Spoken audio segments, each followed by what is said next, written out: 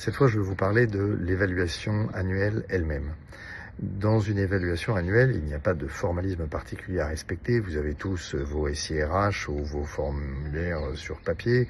Vous les appliquez depuis longtemps. C'est bien et c'est parfait.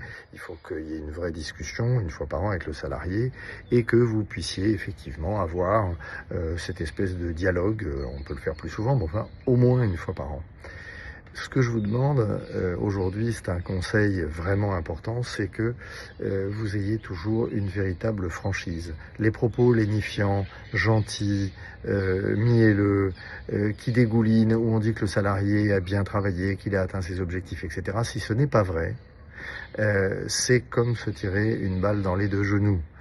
En effet, le jour où vous aurez un problème, notamment d'insuffisance professionnelle avec ce salarié et où vous voudrez le licencier, il ne comprendra pas ce contraste entre une rupture qui le met en cause et qui met en cause ses compétences avec des évaluations qui ont toujours été positives, ne va pas passer, va antagoniser le salarié contre l'entreprise et en plus va énormément compliquer la défense de l'entreprise, les juges disant mais enfin pourquoi, puisque ce salarié était parfait sur ces 4 dernières évaluations, peut-être même a-t-il eu un petit bonus l'année dernière et puis l'année d'avant, pourquoi subitement devient-il mauvais et en insuffisance professionnelle? Donc réfléchissez-y bien quand vous faites une évaluation annuelle et formez même vos chefs d'équipe pour cela. Il ne s'agit pas de passer de la pommade dans le dos du salarié, il s'agit de lui dire les choses qui vont et qui ne vont pas, sans violence, sans brutalité, mais factuellement,